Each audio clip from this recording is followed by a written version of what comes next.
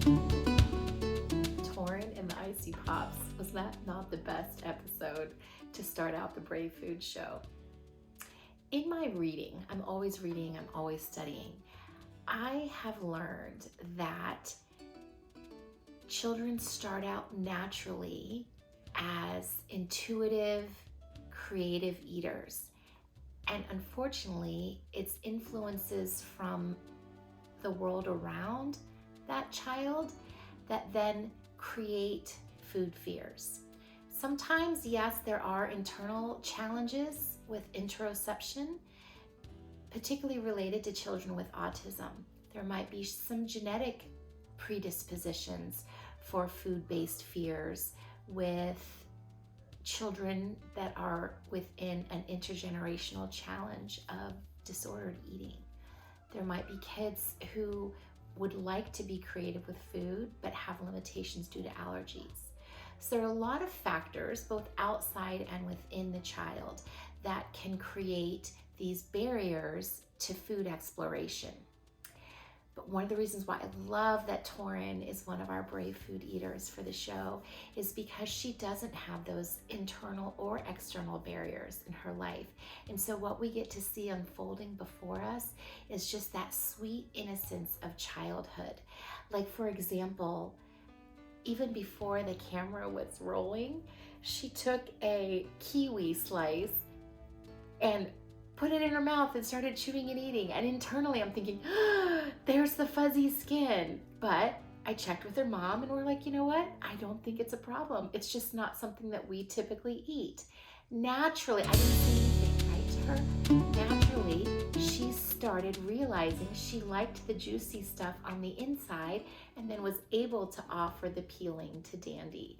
So it's just something that she figured out within her own tongue and teeth and taste buds, her palate, and she just decided to share that piece with Dandy. It wasn't anything that I had to teach her or instruct her, but you better believe I had to hold back my panic to not show it to her when I realized she ate the fuzzy part of the kiwi. So that's one great example of that freedom. Having these different expectations of us as we grow up, to now rethink our patterns of thought to allow our kids to explore, and then to be more comfortable with food in general, more confident, have more bravery. So I think that there's a real genuine exchange of bravery happening here. I want to talk for a brief moment about the tools that we use in the Brave Food Show and also when we work with kids in their therapy sessions. This would apply to both parents and therapists to think about, isn't it sometimes painful when you know that something is going to work or not work because of all the life experience that you have as an adult? And the child wants to explore. And the natural tendency is to say, no, that spatula is not going to work for the kiwi. It was very difficult for me to not help her through the spatula issue. She was looking for another tool to cut the kiwi or to manage the kiwi. And she selected this. And in the food show, we don't say no, right? Because we just let life happen so that you guys, I don't know, so there's new learning opportunities, right, that we don't even know we're gonna get. So here we are, she's got a completely pointless tool and I just let her work through it. And it's difficult for me to watch that, but I start relaxing into it because I realize she's having fun. Again, that innocence. She's not frustrated. She's not feeling like she has to perform. And at one point, she tried, watch it as an analyst. Watch that segment and see how she plays around with it. And finally she looks up at me and she's like, this is for spreading. And I'm like, yeah, so she, let's be honest, it's helpful because Torin is brilliant and she's adorable, but it's a principle that works for all of us. What's the shame? There's no shame, right, in exploration. And if it doesn't work, you figure out a new way to hold it, or you realize, this might be kind of fun to try when I'm spreading something completely other than kiwi. So what a great little lesson for myself as a therapist and for all of you guys that are joining in and learning along with me. perfection versus imperfection, exploration versus mistakes. As adults, we're navigating this all day, every day with kids, right? So I'm going to be the first to tell you that when we have our Brave Food Show, when we have our therapy experiences in Dandyland through our therapy company, it's not real life. So it's a part of life. It's a preparation for real life. But I'm not suggesting, as you parents are watching this video, this episode of Torin and the Icy Pops, I'm not suggesting that you would let a child pour, and fill the kitchen with a sticky substance, right? Because that's not going to be fun to clean. But when we're purposely giving these children, and they learn it, these free play experiences versus the everyday we're getting dinner on the table, when we do these free play experiences, you're going to do what I did so many times you can't even count, where you're just kind of biting your nails and you're saying, okay, how hard is it going to be for me to clean up ginger beer off the table, off the carpet? I can, and I'm saying to myself, I can do it, as she's pouring, and spilling over, and I'm thinking, God, Karen, why didn't you remember the tray? The tray is a given, because then kids can learn, right? We're trying to help them learn fine motor control. We're trying to let their bodies catch up to their creative imagination.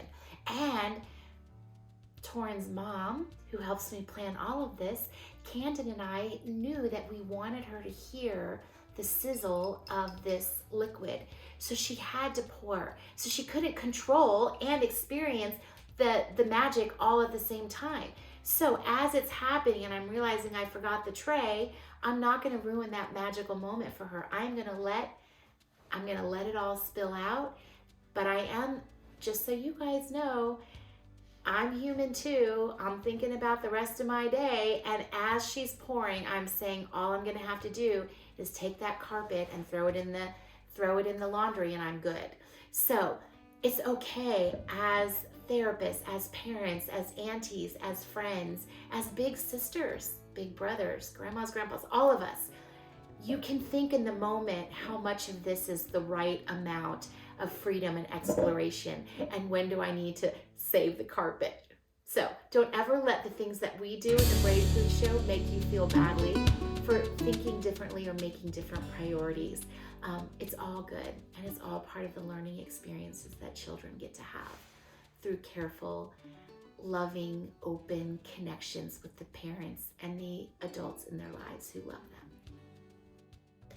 On the topic of this free-spirited, creative food exploration with no boundaries, there's one other point that I want to make that I observed from Torin's Icy Pop episode.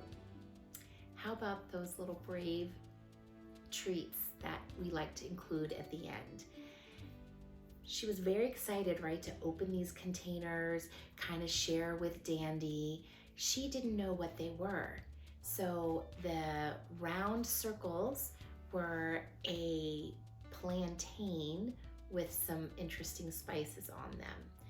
I don't know if she enjoyed them or didn't, because she had been chewing on them before she came onto the film. So by the time that she was settled and enjoying her snacks, she just let Dandy have them. So I don't know whether it was because she didn't care for the flavor, or just because her own interoception, her own body, her own taste buds had said that she had had enough of that probably pretty strong flavor.